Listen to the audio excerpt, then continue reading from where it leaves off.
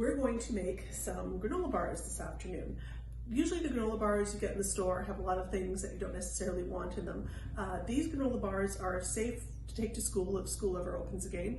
And what we're going to use some water, some ground flaxseed, some maple syrup, some sun butter. You could also use soy butter if you wanted to make these school safe. If you don't have any of those, you could use almond butter, you could use natural peanut butter. Just make sure it's something low in sugar. Rolled oats, sunflower seeds and pumpkin seeds, some raisins, some chocolate chips, and some cinnamon. So what we're going to do first is we're going to measure out 2 tablespoons of the ground flaxseed.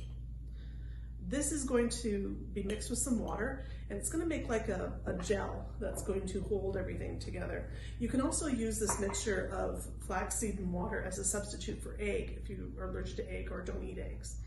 So I'm just going to mix these, and we're going to let this sit for about 5 minutes for it to thicken up, and then I'll show you what it looks like.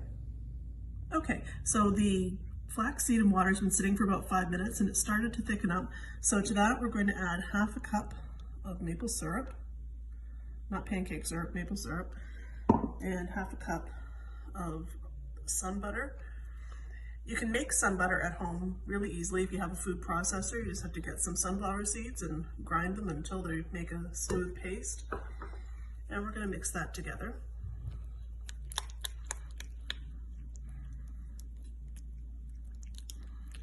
Until it's just combined. It'll make it easier to mix the other ingredients. Okay, so that's looking pretty good. Now we can add the rest of the ingredients. We're going to add 2.5 cups of rolled oats. And you don't have to be super exact with these measurements. The rolled oats. Now we're going to add half a cup of raisins. Then we're going to add 1/3 cup each of the pumpkin seeds and the sunflower seeds. And we're going to add 1/4 cup of mini chocolate chips and 1/4 teaspoon of ground cinnamon and a pinch of kosher salt. And then we're just going to mix all that together.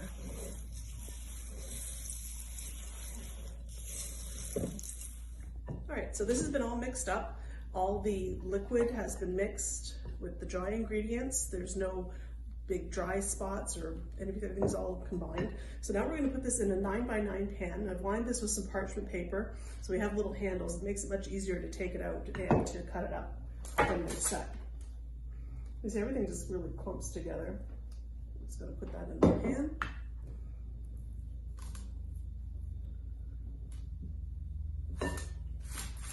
And press it in.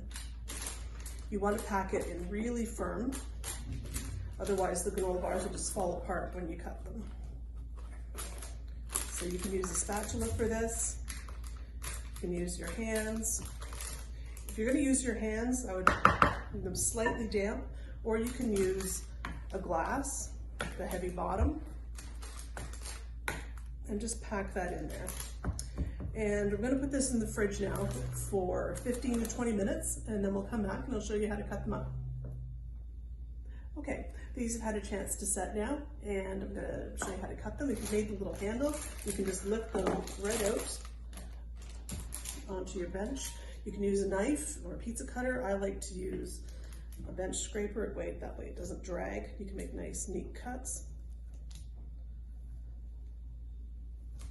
So it's just kind of follow a method of cutting in half and then cutting in half again.